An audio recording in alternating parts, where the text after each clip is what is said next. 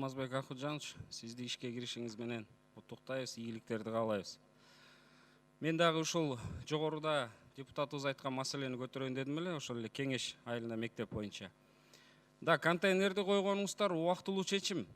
Балдардын жана кооптуу кулап кала турган мектептин ичинде Кудай сактасын, басып калганын күтүп отурбай, контейнерлерди коюп убактылуу чечкениңерди мен туура чечим деп айттым, убактылууга.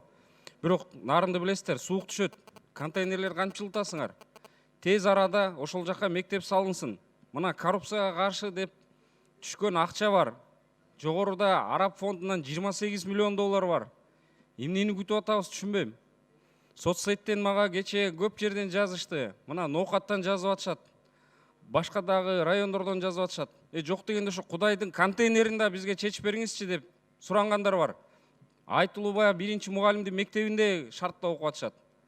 Нарын районунда мындай мектептер абдан көп. Карагызжурда да башка мектептер. Балдарды басып калганын күтүп отура бербей, ушундай кооптуу мектептер эртерээк чечсеңиздер. Кийинки маселе. Биз каникул убагында ушу Солтон Сарынын эли менен жолугуп келдик. Эмгекчил айылына барып, 8 айылдын тургундары, өкүлдөрү келип катышты. Көтөргөн маселелери өтө жүйөлүү. Эмне үчүн бул алтындан бизге бир пайда жок. Максим Бакиев сатып ийген месторожденияны Зилалиев узартып бериптир. Баарыбыз билебиз, Зилалиевдин ячейкаларынан кандайда миллиондогон долларлар чыккан. Өзүңөр акчанын баарын кымтып коюп, элге бир пайдасы жок, мындай кендин бизге кереги жок деп чыккан элди бүгүн укук коргоо органдары куугунтук көрсөтүп атыптыр.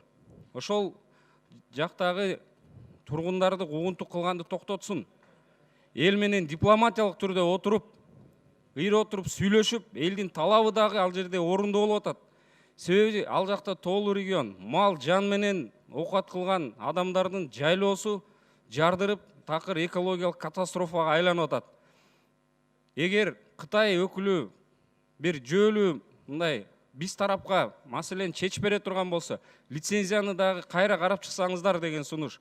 Кумтөрдүн лицензия мына келишимин канча жолу өзгөрттүк.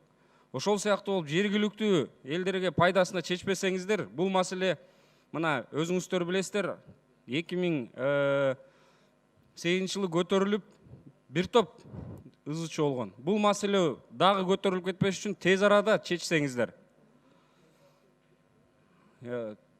Кийинки маселе, биз ошол эле каникулда кыдырганда Акталаада болдук.